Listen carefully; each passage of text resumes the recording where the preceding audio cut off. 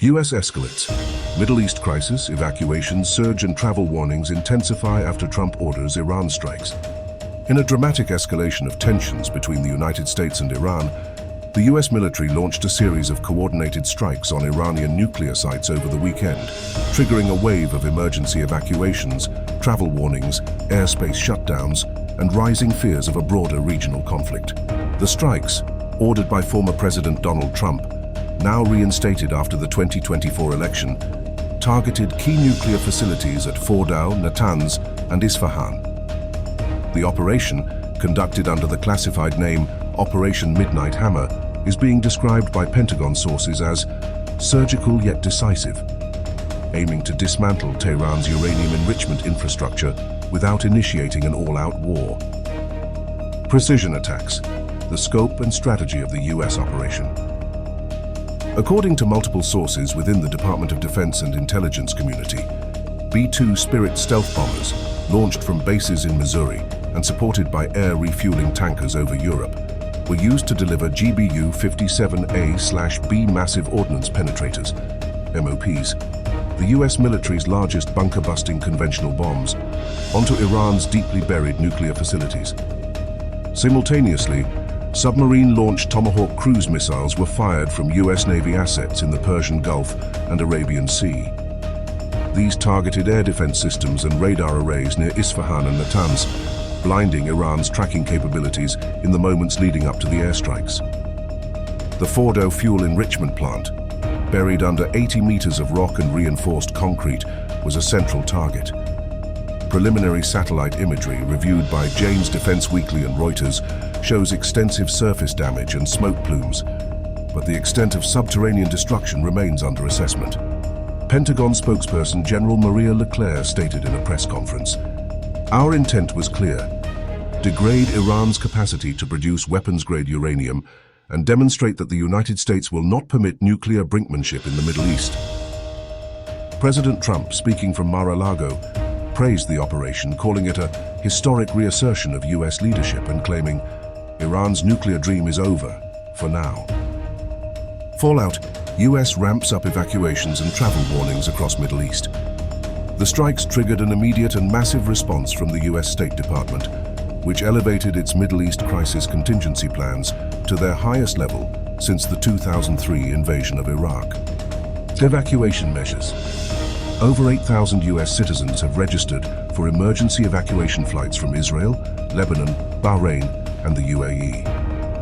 Chartered military and civilian flights were rerouted to safer hubs such as Athens, Larnaca, and Amman, where temporary US processing centers have been established. US embassies in Iraq, Kuwait, and Qatar were partially evacuated, and dependents of diplomatic staff ordered to leave immediately. Naval vessels, including the USS George H.W. Bush Carrier Group, have positioned in the Eastern Mediterranean to facilitate non-combatant evacuation operations, NEOs, by sea. Travel alerts. The US State Department elevated its travel advisory for Iran, Syria, Lebanon, and Iraq to Level 4, Do Not Travel. Warnings for Saudi Arabia, Turkey, and Jordan were raised to Level 3, urging reconsideration of travel due to potential regional escalation. Additionally, US intelligence has warned of Iran-backed proxy activity targeting US interests in the region, including assets in Erbil, Baghdad, and southern Lebanon. Airspace closures and aviation disruption. The Federal Aviation Administration, FAA, and the European Union Aviation Safety Agency, ASA, have both issued notices to air missions, NOTAMs, advising commercial airlines to avoid Iranian, Iraqi, Israeli, and Syrian airspace. The affected carriers. United, Delta, and American Airlines have rerouted flights to Asia and the Gulf. Emirates and Qatar Airways have cancelled or restructured dozens of flights to Western destinations. A Singapore Airlines flight to London was diverted mid-air to Athens due to sudden risk over Jordanian airspace.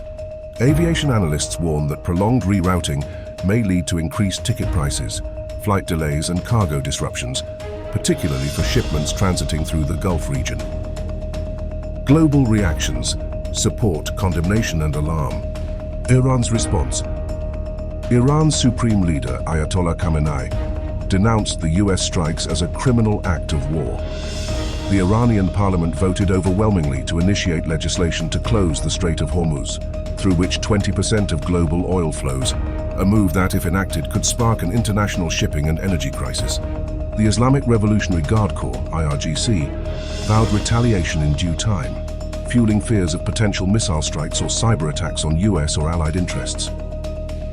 Israel's support. Israeli Prime Minister Benjamin Netanyahu praised the US action as courageous and necessary, noting that Iran's nuclear program represented an existential threat to the region. Israel has reportedly placed its Iron Dome and David's Sling missile defense systems on high alert, anticipating Iranian or Hezbollah counteractions. UN condemnation.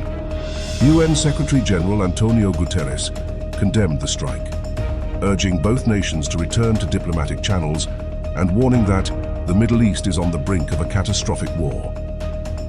European leaders, including French President Macron and German Chancellor Weiss, expressed deep concern, citing a lack of international coordination and calling for emergency Security Council meetings.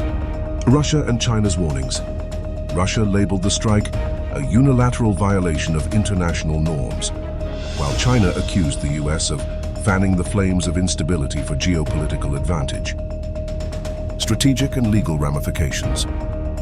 International legal experts are now debating the legality of the US strike, especially in light of Article 2(4) of the United Nations Charter, which prohibits the use of force against another sovereign state unless in self-defense or with Security Council authorization. US officials argue that Iran's continued nuclear enrichment past 90% uranium-235 purity, as confirmed by IAEA reports, constituted an imminent threat.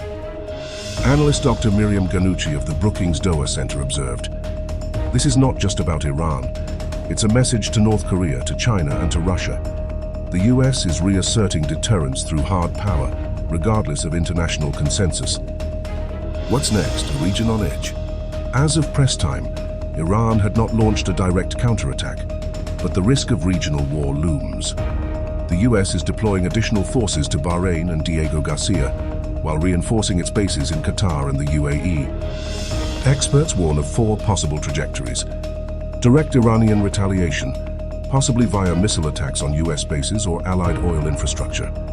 Proxy escalation, through Hezbollah, militias in Iraq, or Houthi forces in Yemen.